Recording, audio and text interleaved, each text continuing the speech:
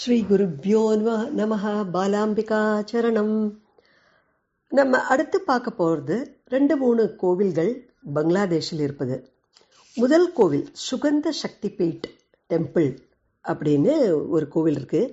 அது எங்கன்னா south western பார்ட்டில் பங்களாதேஷில் இருக்குது. ஷிகார்பூர்னு ஒரு இடம் இருக்குது, இந்த டிஸ்ட்ரிக்ட் ஆஃப் ஜெனைடா. அதில் இருக்குது இந்த கோவில். இந்த கோவில் ஆக்சுவலாக நமக்கு சதி தேவியோட டிஃப்ரெண்ட் பாடி பார்ட் விழுந்த இடம்தான் சக்தி பீட்டம்னு சொல்கிறோம் இல்லையா. இந்த சுகந்த சக்தி பீட்டம் இஸ் ஆக்சுவலி அவளுடைய மூக்கு விழுந்த இடமாக கருதப்படுகிறது. ஸோ அதனால் சுகந்தா சக்தி பீட்டம் டெம்பிள் அது ஆக்சுவலாக ரொம்ப அழகாக இருக்குது. எப்படி கட்டியிருக்கேன்னா பெங்காலி ஸ்டைல்லையே கட்டியிருப்பா.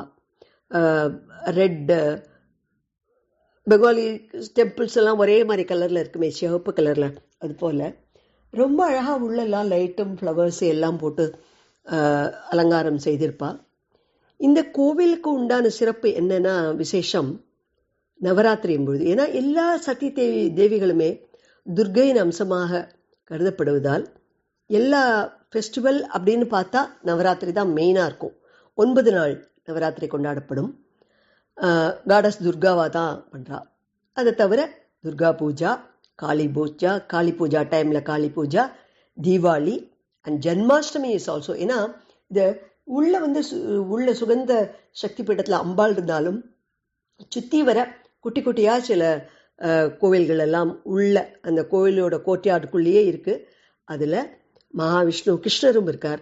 அதனால ஜன்மாஷ்டமியும் இங்கு நன்றாக கொண்டாடப்படுகிறது. என்னத்தினாலனா நமக்கு எல்லாருக்கும் தெரியும் Maa Durga is elder sister of Krishna இல்லையா. ஸோ அதனால Parvati is elder sister, is it? So அந்த மாதிரி அதுவும் நன்றாக கொண்டாடப்படுகிறது என்கிறார்கள்.